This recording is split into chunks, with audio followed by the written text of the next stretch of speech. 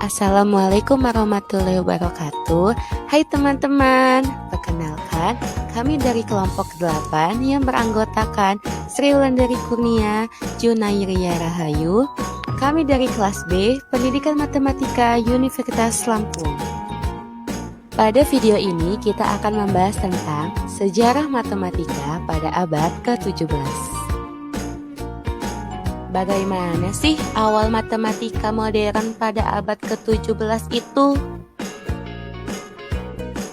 Abad ke-17 merupakan abad yang terkemuka dalam perkembangan sejarah matematika. Selama abad ke-17 ini, telah banyak bidang baru yang dibuka dengan sangat luas untuk menyelidiki matematika.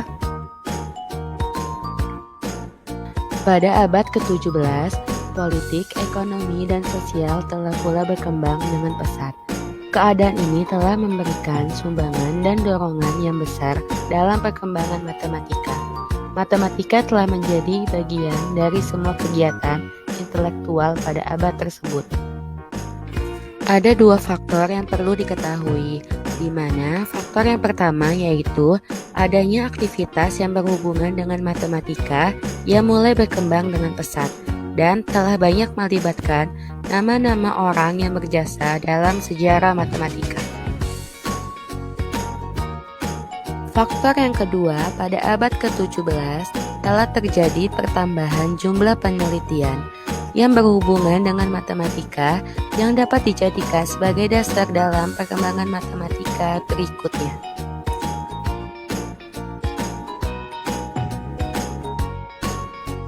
Hayo, kira-kira teman-teman tahu nggak sih siapa aja ilmuwan matematika pada abad ke-17? Serta apa ya penemuannya dalam bidang matematika itu?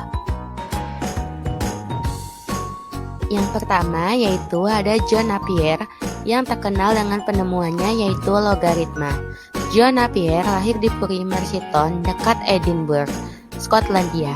Anak dari Sir Archibald Napier dari istri pertama Janet Bothwell. Hasil penemuan John Napier sampai sekarang telah tercatat dalam matematika, di antaranya 1. Penemuan logaritma, 2. Suatu keahlian cara menghafal yang membantu ingatan dengan apa yang disebut sebagai rule of circular parts, 3. Sekurang-kurangnya 2 buah rumus trigonometri, 4. Penemuan alat yang disebut balok-balok Napier. Lalu ada Thomas Harriot. Thomas Harriot lahir pada tahun 1560 di Oxford, Inggris. Thomas Harriot dalam karyanya Artes Analyticae Praxis melambangkan perkalian dengan sebuah titik nokta. Harriot menemukan lambang lebih dari dan lambang kurang dari. Ilmuwan selanjutnya yaitu William Oughtred, yaitu seorang matematikawan Inggris. Di dalam tulisannya, Oughtred menitikberatkan pada pemakaian simbol-simbol matematika.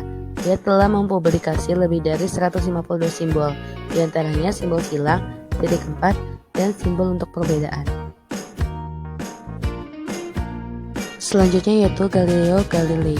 Galileo Galilei adalah seorang putra bangsawan Florentin yang lahir di Pisa pada tahun 1564. Penemuan awalnya yaitu isokronisme pendulum, kesamaan waktu bandul. Pada tahun 1607, Galileo menguraikan penemuannya tentang teleskop. Lalu ada Johannes Kepler. Tepatnya pada tahun 1619 lahirlah hukum Kepler. Hukum Kepler ini telah memberikan rumus pendekatan untuk menghitung keliling sebuah elips dengan setengah sumbu panjang dan setengah sumbu pendek A dan B. Rumusnya V dikali A plus B. Ilmu selanjutnya ada Girard Desargues yang menghasilkan teorema involution Desargues yang menghasilkan topik-topik seperti jarak, harmonis, involusi, nomologis, kutub, dan perspektif yang dikenal dengan geometri proyektif. Dalam bagian lain, ia juga menciptakan teorema dasar tentang dua segitiga. Lalu ada René Descartes, yaitu dengan publikasinya La Geometri yang menjadikan geometri analitik dikenal oleh para matematikawan sejamannya. Kemudian ada Blaise Pascal yang terkenal bernama Fermat sebagai penggagas bersama teori probabilitas. Pascal telah menemukan mesin hitung yang pertama.